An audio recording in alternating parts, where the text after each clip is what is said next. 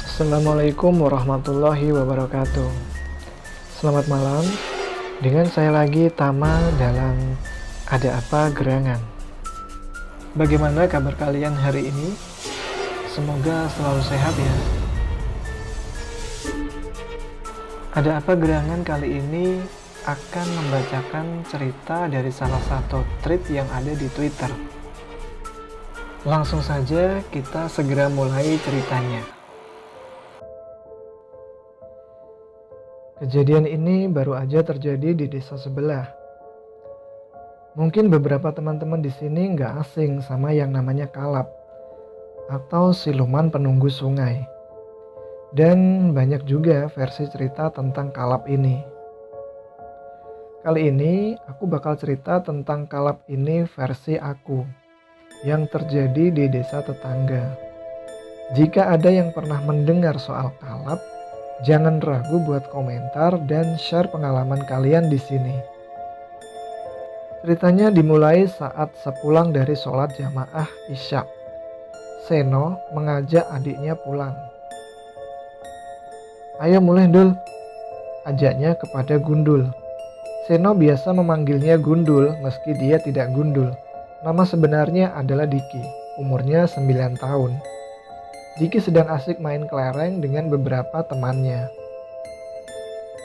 Gak ah, aku masih mau main sama teman-teman, ucapnya tanpa melihat ke arah Seno. Malam Jumat ini gak ada takutnya kamu tuh, protesnya. Kan deket masjid, ngapain takut, ilahnya. Seno pun mengalah dan pulang meninggalkan adiknya. Sebenarnya ada perasaan yang tak enak. Tapi memikirkan Diki yang keras kepala, Seno hanya bisa membiarkannya saja. Seno merebahkan badannya di atas sofa depan TV dan menyalakannya. Ayah Seno belum pulang dari rapat RW, sedangkan ibunya masih pengajian rutin. Tiba-tiba getar ponsel mengagetkannya. Halo Nyet, ayo Sabtu mancing. Udah lama gak mancing kan? Ucap Ali, teman Seno di ujung telepon. Assalamualaikum kebiasaan, protes Seno. Oke deh, siapin alatnya, sama Dimas enggak? Lanjutnya. Iya, maaf dong, sama Dimas kok seperti biasa, kata Ali nyengir. Sayup-sayup terdengar suara tangisan dari luar. Seketika bulu kuduk Seno meremang. Kayak dengar suara anak kecil nangis deh, ucap Seno. Mas, teriak Diki sambil menangis. Ia masuk rumah diantar beberapa warga dan teman-temannya. Aku takut, ucap Diki masih menangis sesenggukan. Ada apa sih? Siapa yang bikin kamu kayak gini? Kenapa adikku? Siapa yang pukul dia?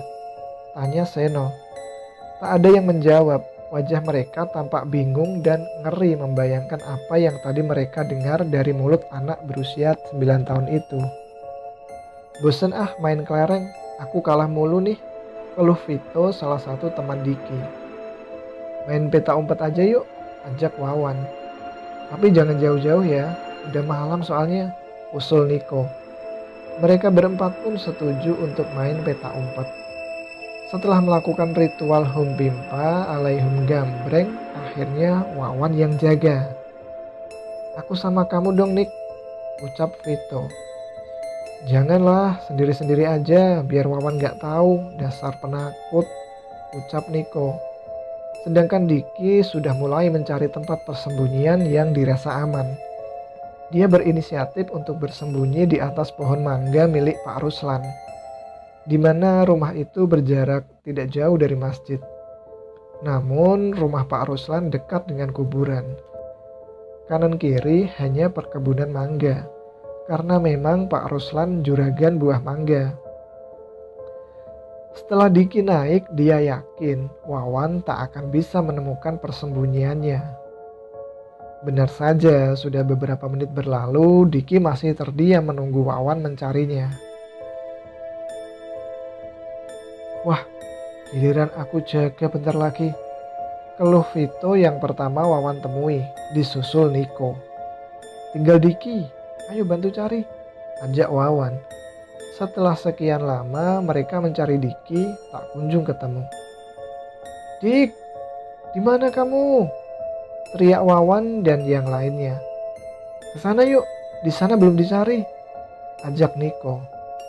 Enggak ah, gelap banget di sana. Soalnya kebun mangga, ucap Vito. Sementara di sisi lain Diki mulai tak nyaman. Ia takut ditinggal oleh teman-temannya. Akhirnya ia memutuskan untuk turun. Saat ia hendak turun, kakinya terperosok. Aduh, jangkrik, teriaknya. Ia terjatuh dan berusaha berdiri, tapi kakinya masih sangat sakit. Malam itu malam yang tak akan pernah Diki lupakan. Dia merasakan hawa yang berbeda. Panas sekali, bulu kuduknya meremang.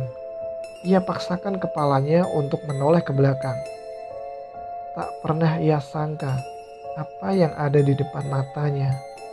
Sosok putih samar namun jelas di mata Diki. Kainnya sangat lusuh, sudah tak berbentuk lagi. Ia mendongak ke atas menelan ludah. Sosok pocong setinggi pohon mangga. Sangat besar, jaraknya sangat dekat dengannya. Lidahnya keluh tak bisa berteriak. Sosok putih itu tanpa wajah. Ya, wajahnya tertutup. Untung aja Diki tak diperlihatkan wajahnya. Tapi sosok itu berhasil membuat Diki syok. Ia membaca doa-doa yang ia ingat. Mulai doa sebelum tidur hingga doa mau makan. Entah dari mana ia punya kekuatan untuk lari dari sana. Ia lari sekencang-kencangnya. Temannya menunggu di depan masjid pun berteriak. Diki, sembunyi di mana sih?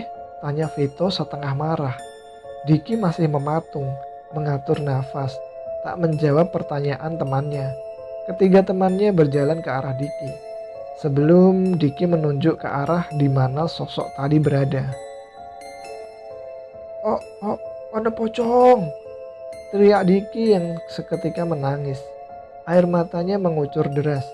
Beberapa warga yang mendengar teriakannya pun keluar dan menghampiri anak-anak ini. Udah malam kok ribut, cepet pulang, ucap salah satu warga. Diki masih terisak dengan tangisnya. Ini, Diki katanya lihat pocong, terang Wawan. Emangnya dari mana kamu? Tanya warga. Diki menunjuk ke arah kebun mangga Pak Ruslan. Warga nampak tak kaget karena mereka tahu kalau sosok itu memang ditugaskan untuk menunggu kebun tersebut. Tuh kan makanya jangan main malam-malam. Ini tuh malam Jumat apalagi ke kebun, kata warga lain. Diki masih menangis tak kunjung berhenti. Ayo aku antar pulang nak, tawar si warga. Diki dan beberapa temannya pun mengikuti. Cerita Diki selesai. Di hari lain, hari Sabtu pukul 1 siang, terik matahari menyinari. Rindangnya pohon berhasil menghalangi sinar yang panas itu ke tubuh mereka bertiga. Angin berhembus lembut, kicauan burung beberapa kali terdengar. Bawa bekal enggak? Tanya Ali kepada Dimas dan Seno. Bawalah, kamu mau kelaparan, jawab Dimas.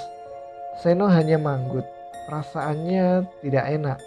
Beberapa hari ini ia masih memikirkan adiknya yang bertemu dengan sosok putih itu. Ia khawatir dengan mitos yang beredar, bahwa siapa saja yang bertemu dengan sosok penunggu kebun mangga, ia tak akan selamat jika tidak gila. Maka nyawa taruhannya. Ngelamun aja sih, seru Dimas. Kepikiran hutangnya yang numpuk mungkin, sahut Ali. Dasar ribut melulu, seloroh Seno. Setelah beberapa lama menunggu ikan hasil pancingannya, Seno dikejutkan dengan dua wanita cantik di sebelah kanan kirinya. Siapa kalian, Mbak? Tanya Seno. Kedua wanita itu hanya tersenyum. Mimpi apa Seno semalam dihimpit oleh wanita cantik seperti mereka? Harum tubuhnya semerbak wangi. Wanita dengan baju kebaya merah dan jari lurik. Rambutnya terurai panjang, sedangkan wanita di sisi kanannya mengenakan kebaya putih dengan rambut sedikit diikat. Paras mereka benar-benar cantik.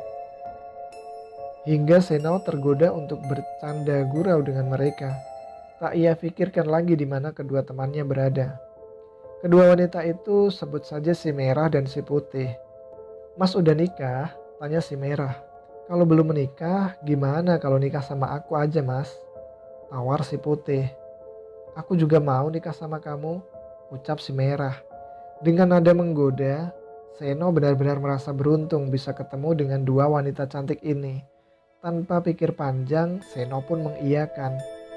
Tak terasa, waktu menunjukkan pukul 5 sore. "Sial, kemana sih Seno?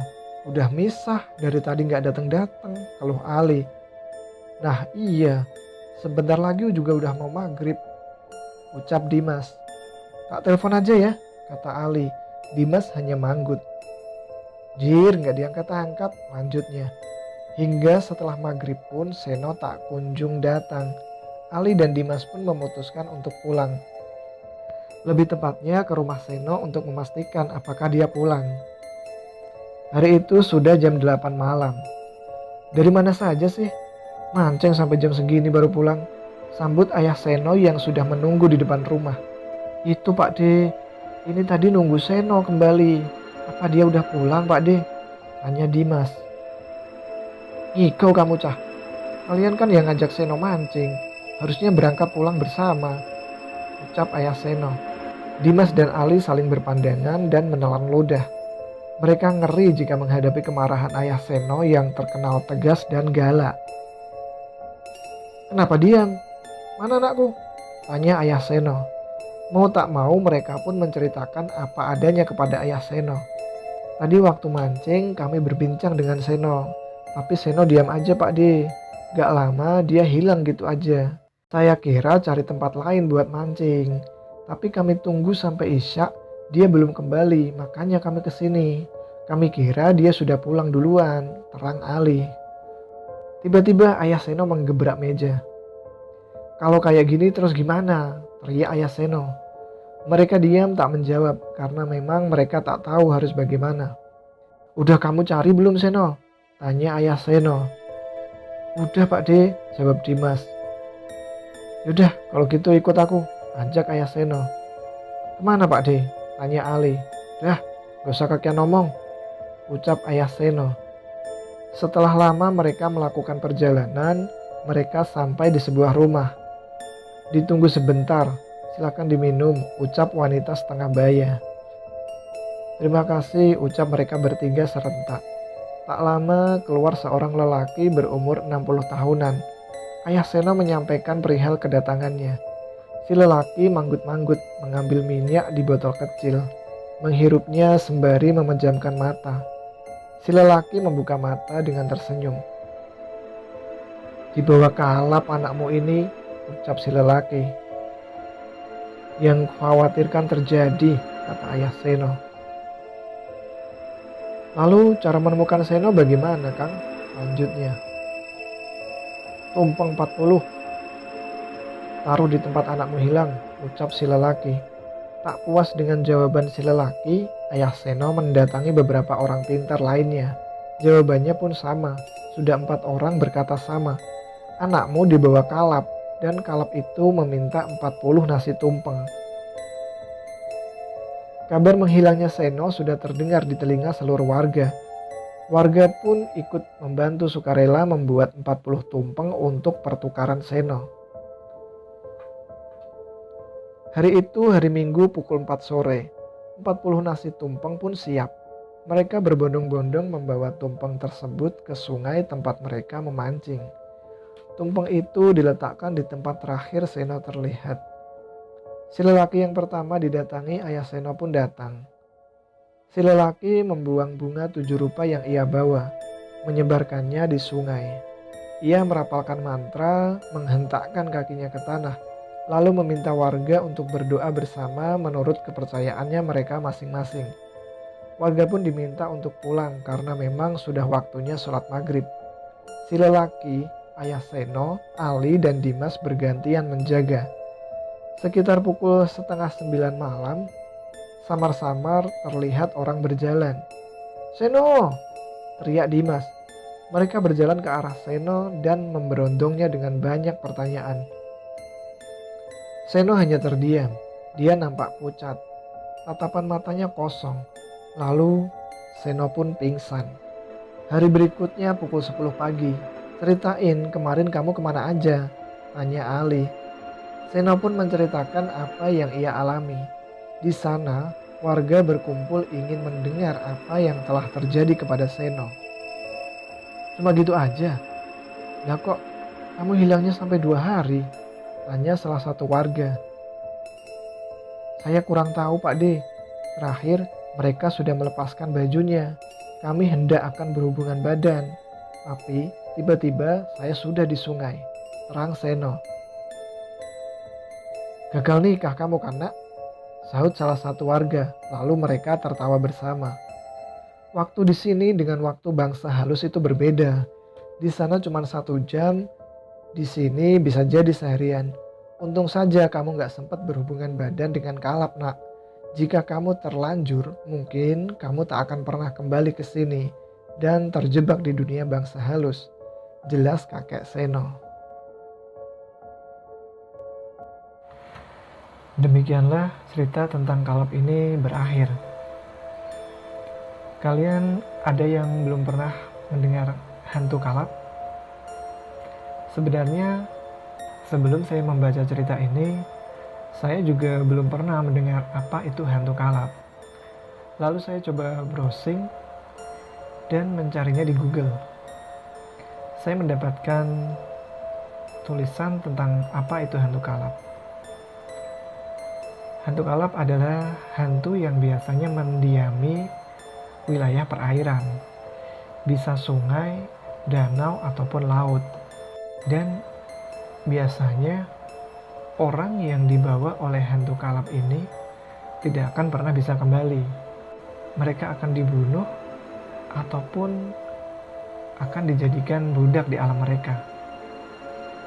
Namun kalau melihat cerita ini sepertinya Seno termasuk orang yang beruntung ya, karena dia masih bisa kembali. Apapun itu, dimanapun tempat kita berada, kita harus tetap selalu menjaga sopan santun. Oke, begitulah episode Ada Apa Gerangan kali ini. Terima kasih buat yang mendengarkan. Jumpa lagi dengan saya Tama di lain kesempatan dalam episode Ada Apa Gerangan selanjutnya. Selamat malam dan assalamualaikum warahmatullahi wabarakatuh.